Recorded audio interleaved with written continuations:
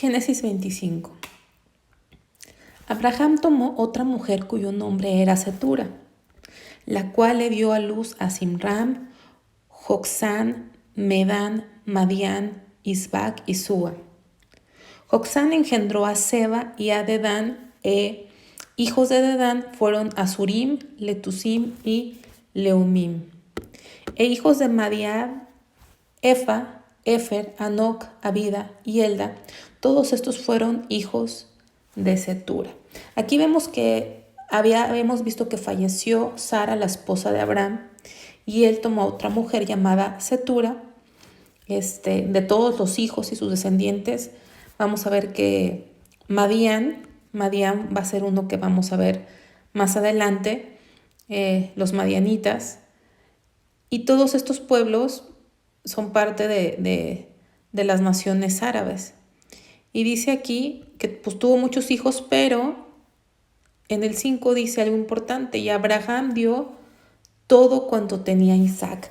No sé si recuerdan que en el capítulo 24 habíamos visto que cuando el siervo fue a buscar esposa para Isaac, el siervo le informó a Rebeca y a su familia que Abraham, o sea, su amo, era un hombre rico en gran manera y que había hecho a Isaac, su hijo, el heredero de todo, que él le iba a dar todo.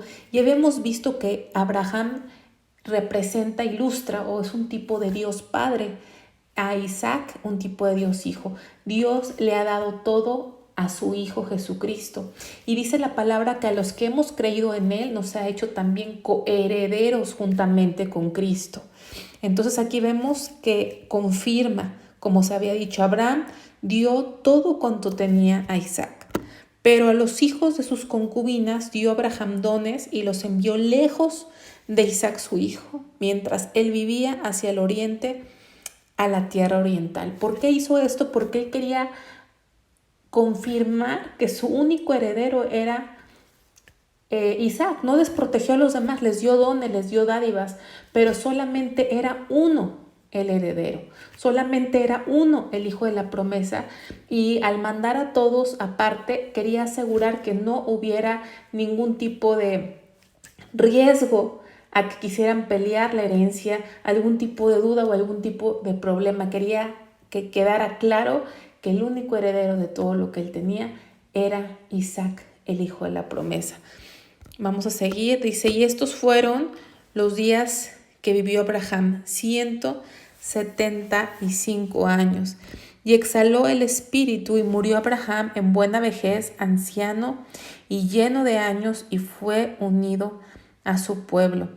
Como él tuvo una buena vejez, ¿no? Y creo que siempre hay que pedirle a Dios que nos dé una buena vejez, lleno de años, lleno de días, que no necesariamente es que vivas muchísimos años, sino que los años que vivas, los vivas con plenitud, agradando a Dios y disfrutando de la presencia de Dios, que es realmente lo único que nos puede dar verdadero gozo y verdadera alegría. Dice, y lo sepultaron Isaac e Ismael, sus hijos, en la cueva de Macpela, la que había comprado, en la heredad de Efrón, hijo de Zoar, Eteo, que está enfrente de Mamre.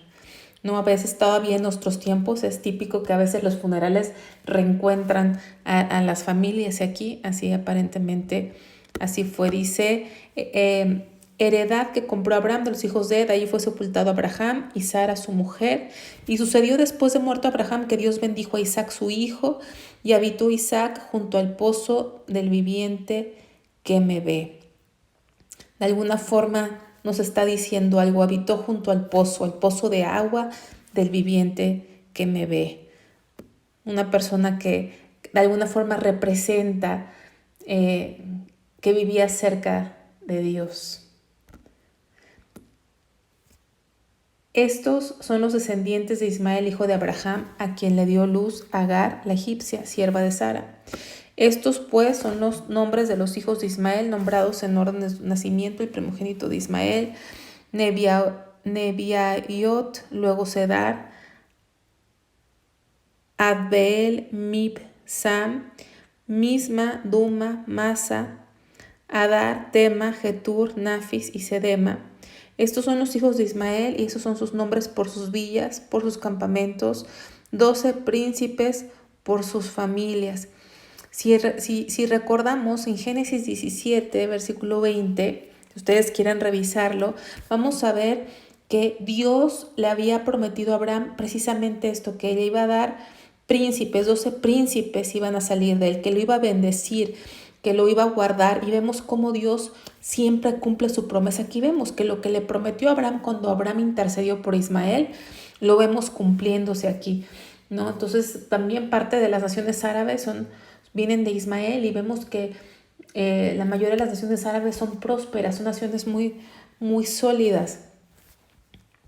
Dice, y estos fueron los años de la vida de Ismael, 137 años, y exhaló el espíritu Ismael y murió y fue unido a su pueblo. Y también Dios contestó la oración, le dio muchos años de vida a Ismael, la oración de su padre Abraham. Y dice, y habitaron desde Avila hasta Shur, que está enfrente de Egipto, viniendo a Asiria, y murió en presencia de todos sus hermanos, ¿no? Murió en familia. Gracias a Dios por cuando tenemos esa familia, sobre todo la familia en Cristo, es consuelo, es importante ser parte de la familia del Señor y sentirnos parte de la familia del Señor. Estos son los descendientes de Isaac, hijo de Abraham.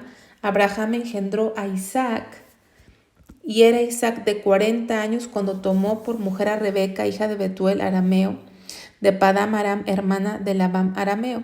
Y oró Isaac a Jehová por su mujer, que era estéril, y lo aceptó Jehová, y concibió Rebeca su mujer. Más adelante vamos a ver aquí en el 26, me voy a saltar tantito, dice, después salió su hermano, trabada su mano el cañar de Saúl, y fue llamado su nombre Jacob. Era Isaac de 60 años cuando ella dio a luz. Imagínense, 60 años, y dice que se casó a los 40, o sea, pasaron 20 años sin tener hijos, ¿no? Porque su esposa no podía tener hijos, era estéril, pero Isaac sabía que había una promesa. Isaac sabía que Dios no falla, que cuando Dios dice algo podemos tener la seguridad de que Dios lo que promete, lo que dice, lo cumple. Pero hubo una oposición, ¿verdad? Siempre Dios quiere mostrarnos, que no nos quede duda, que sus planes son sobrenaturales, que no hay intervención humana, que es un milagro lo que Él hace, y así fue. Si Dios no hubiera hecho este milagro, así como lo hizo con Sara, pues no hubieran nacido los hijos de Isaac. Pero Isaac sabía que Dios le había prometido a su padre que iba a ser una descendencia grande. Entonces, en base a la promesa de Dios, dice, y oró Isaac a Jehová por su mujer, que era estéril, y lo aceptó Jehová, y concibió Rebeca su mujer. La oración del justo, obrando eficazmente, puede mucho, dice el libro de Santiago. ¿Sí? Un hombre como cabeza del hogar intercediendo por su esposa. Dios acepta esas oraciones, hay que hacerlas delante de Dios. Dice, y los hijos luchaban dentro de ella, o sea, en el vientre, cuando ella estaba embarazada, y dijo, si es así, ¿para qué vivo yo? Y fue a consultar a Jehová. Ahora tocó a ella orar, consultar a Dios, porque decía, ¿qué está pasando? Esa lucha era algo anormal, o sea, era su primer bebé, pero decía, algo está pasando. ¿Qué está pasando? Sentía que estos bebés que estaban en su vientre, que eran gemelos, que estaban luchando entre sí, y eso la angustiaba, la inquietaba, y fue a consultar a Jehová. Siempre que tengamos una situación, siempre que tengamos una ansiedad, angustia, duda, tenemos que ir a Dios antes que a cualquier otra persona, que a otra cosa. Ir en oración a Dios y decirle, Señor, ¿qué está pasando? ¿Qué está sucediendo? Y Dios responde. Aquí dice, y le respondió Jehová, 2 naciones hay en tu seno, y 2 pueblos serán divididos desde tus entrañas. Un pueblo será más fuerte que el otro, y el mayor servirá al menor. Ya le está diciendo, estaba desde el vientre de ella, se prefiguraba lo que iba a suceder. 2 naciones le revela Dios. Le está diciendo, de estos 2 bebés que tienes, uno va a ser una nación, el otro va a ser otra nación. y ya estaba prefigurando que iban a tener problemas, y así fue. Fueron naciones, llegaron a ser naciones, digamos, opuestas. Y lo vemos en el transcurso de la palabra de Dios. Y el profeta Abdías, que es un profeta que viene más adelante de los profetas menores, habla acerca de la nación de Edom, que son descendientes de Esaú, de uno de estos bebés. Entonces dice algo bien interesante: el mayor servirá al menor. La Biblia también tiene un significado espiritual, porque cuando empezamos a leer la Biblia y aprendemos que cuando nacimos en esta tierra, nacimos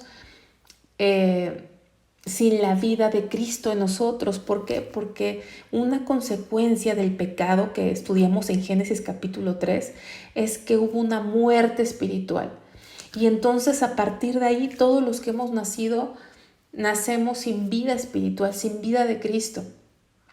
Por eso la Biblia nos enseña más adelante en el Nuevo Testamento que es necesario nacer de nuevo, es necesario que Dios nos dé ese milagro que no es cambiar de religión, sino es el milagro que Él sopla vida espiritual a nosotros y viene la vida de Cristo a vivir en nosotros. Entonces, ¿qué tiene que ver todo esto que estoy mencionando? El mayor servirá al menor, o sea, el primero, porque el mayor, que es el primero que nazca es el mayor, va a servir al menor. ¿Qué quiere decir? Que la vida nueva de Cristo, ¿sí? La vida nueva de Cristo tiene que enseñorearse de nuestra carne, ¿no? Porque nuestra carne, nuestra alma representa así nacimos con un alma carnal, una alma que se opone a Dios, una alma que, digamos, la Biblia también le llama el hombre viejo, que está viciado con los deseos de este mundo, ese hombre viejo con el que nacemos, que está inclinado a la maldad, que se rebela ante Dios, ese hombre que a veces nos domina para las cosas malas. Cuando Cristo viene a vivir a nosotros, el viejo hombre tiene que doblegarse y servir al nuevo hombre, ¿sí? Al nuevo hombre que es la vida de Cristo. Espero que puede ser claro. Podemos tomar esto como una promesa de poder. El mayor servirá al menor. Quiere decir, mi vida nueva en Cristo, quien yo soy en Cristo ahora, tiene más poder que el hombre viejo. Dice el versículo 24, cuando se cumplieron sus días para dar a luz, he aquí había gemelos en su vientre. Y salió el primero rubio y era todo velludo como una pelliza. Pelliza es como un abrigo de pieles, y llamaron su nombre Esaú. Esaú significa velludo. Y después salió su hermano, trabada su mano al calcañar de Esaú, y fue llamado su nombre Jacob. Y era Isaac de 60 años cuando ella los dio a luz. Entonces fueron dos gemelos. El primero se llamó Esaú, que significa velludo. ¿Por qué? Porque nació muy velludo, y fue el primero que nació, fue el mayor. Y el hermano, el que nació después, dice que estaba trabada, o sea, no quería que saliera primero. Desde ahí estaba aferrado, era un bebé, y desde el vientre estaba aferrado que él quería, y lo tenía su manita de bebé, agarrando el calcañar. O sea, el calcañar es el talón de Esaú. Y Jacob significa engañador, suplantador. Desde ahí nos revela algo de sus personalidades. Y crecieron los niños, y Esaú fue diestro en la casa, hombre de campo, pero Jacob era varón quieto que habitaba en tiendas. Si vemos cómo eran de personalidades opuestas, eran como el agua y el aceite. Esaú, que fue el primero que nació, que era el velludo, era un hombre como de mundo, ¿no? Como esos hombres poderosos, esos hombres líderes, que le gustaba andar afuera, que le gustaba cazar, que le gustaba a lo mejor ser visto. Y Jacob, por el contrario, era muy tranquilo, era un hombre que meditaba, un hombre de casa, pero con S, no con Z, ¿no? Mientras Esaú era un hombre de casa con Z, su hermano Jacob era de casa, de hogar, ¿no? y habitaba en tiendas, y se dice que en ese tiempo habitar en tiendas las tiendas eran como escuelas donde había sabios, lugares de instrucción donde se podía escuchar la palabra de Dios, ser ministrado, y a él le gustaba escuchar la palabra de Dios, le gustaba aprender acerca de, aunque a lo mejor dices tú, la Biblia no existía como tal, pero sí existía el mensaje del Dios Todopoderoso que se transmitía de generación en generación y que hombres conocían del Dios Altísimo. Entonces, así eran sus personalidades. Llamó Isaac a Esaú porque comía de su casa, mas Rebeca amaba a Jacob, ¿no? Aparentemente cada uno tenía a su preferido. Y guisó Jacob un potaje, y volviendo Esaú del campo, cansado, dijo a Jacob: te ruego que me des a comer de ese guiso rojo, pues estoy muy cansado. Por tanto, fue llamado su nombre Edom. Edom significa rojo. Y así se quedó. De Esaú salieron los edomitas, que el profeta Abdías nos habla de ellos. Posteriormente, a los edomitas se les conoció como idumeos, ¿no? Cuando hablamos del rey Herodes en Mateo de Jesús, él era descendiente de los idumeos, o sea, de los edomitas. Hasta ahí podemos alcanzar ver un poco de esta nación que se hizo a partir de Esaú. Pero vamos a repetir el 30 para ir viendo la secuencia de la historia. Dice: y dijo Jacob: te ruego que me des a comer de ese guiso rojo, pues estoy muy cansado. Por tanto, fue llamado su nombre Edom. Y Jacob respondió: véndeme en este día tu primogenitura. Entonces dijo Esaú: he aquí, yo me voy a morir, ¿para qué pues me servirá la primogenitura? Y dijo Jacob: júramelo en este día. Y él le juró, y vendió a Jacob su primogenitura. Entonces Jacob dio a Esaú pan y del guisado de las lentejas, y él comió y bebió, y se levantó y se fue. Así menospreció Esaú la primogenitura. ¿Qué pasó aquí? ¿Qué pasó con estos gemelos que se venían peleando y que Dios ya había dicho: hay dos naciones? Algo pasó con estos hermanos, fue algo tremendo. Acabamos de leer la segunda comida más cara de la historia. ¿Cuál fue la primera? El fruto que comió Adán y Eva en el Edén, que está escrito en el capítulo 3 de Génesis. Esta es la segunda comida más cara. Acabamos de leer la segunda comida más cara. Esaú tenía derecho a la primogenitura porque era el mayor. Vamos a ver un poquito qué es la primogenitura. La primogenitura en ese tiempo para esas familias era como un lugar de privilegio del que gozaba el hijo mayor. Un lugar especial que indicaba que iba a heredar doble porción de lo que su padre poseía. ¿Sí? Todos los hermanos iban a heredar una porción, pero a él le tocaba doble porción. Más aparte, cuando su padre falleciera o no estuviera ya disponible, él iba a ser como el patriarca o el líder de esa familia. Pero más allá, en especial en el caso de Saúl, más allá, era una bendición más allá todavía, porque Esaú no era cualquier hijo primogénito, era el hijo de Isaac, el hijo de la promesa.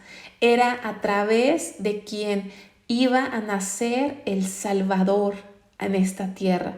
O sea, muchos podían ser primogénitos y tener estos dones especiales, que era la doble porción de la herencia, un lugar de honor, pero él en especial, no cualquiera era hijo de Isaac. ¿Sí? No cualquiera era parte de esa promesa.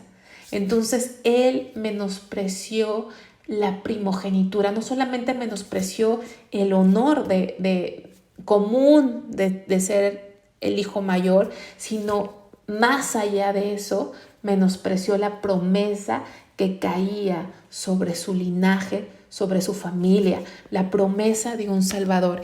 Y es importante y quiero compartir. Si vamos a Hebreos, que nos habla de Esaú, para entender un poco más qué pasó aquí, porque no fue cualquier cosa lo que pasó aquí, fue algo grave lo que sucedió. En Hebreos 12:16 nos habla un poquito de Esaú. Dice, no sea que haya algún fornicario o profano como Esaú. La Biblia en el libro de Hebreos le llama profano como Esaú, que por una sola comida vendió su primogenitura. Porque ya sabéis que aún después, deseando heredar la bendición, fue desechado y no hubo oportunidad para el arrepentimiento, aunque lo procuró con lágrimas. Bueno, vamos a ver capítulos más adelante que quiso la bendición, pero realmente nunca se arrepintió, ¿no? Nunca se arrepintió, la menospreció. Por eso Dios le llama profano, no le importó. No, ¿para qué me sirve? ¿Para qué? Lo que quiero es ahorita satisfacer mi necesidad. A mí no me importa lo demás. Por eso le llama profano. ¿Y qué más significado tiene esa primogenitura? Porque tiene un significado bien importante. Vamos al versículo 23. Dice, a la congregación de los primogénitos que están inscritos en los cielos, a Dios el juez de todos, a los espíritus de los justos hechos perfectos. Dice, a la congregación de los primogénitos. ¿Y quiénes son los primogénitos? Los que están inscritos en los cielos. No todos están inscritos en los cielos, solamente aquellos que Dios ha escogido para salvación son los que están inscritos en los cielos. Eso representan los primogénitos. Entonces, de alguna forma, el rechazo de la primogenitura, por eso lo llama profano, era rechazar la salvación, era rechazar el honor de ser parte de la familia de Dios, era rechazar o menospreciar las cosas santas. Y debemos de tener mucho cuidado, porque lo que hizo no era que si lo ponemos en contexto, no era que no hubiese otra comida, que se fuera a morir de hambre, o una situación así de extrema. Seguramente su mamá, ¿verdad? Tenía comida ahí, podía haber comido otra cosa, pero él tenía ese antojo, llegó cansado, llegó con hambre y había otras cosas, pero a él se le antojó ese guisado. Él quería satisfacer su hambre y dijo, aquí vemos ese menosprecio en el 32. He aquí, yo me voy a morir, ¿para qué pues me servirá la primogenitura? ¿No? Mucha gente dice, yo lo que quiero es, mañana me voy a morir, tengo que vivir el hoy. El mañana no me importa, ¿no? Lo importante es vivir el hoy, el aquí y el ahora. Entonces es una tontería, de verdad, es una necedad, es el peor error que podemos hacer un lado las cosas de Dios por nuestra comodidad, por el placer, por la riqueza.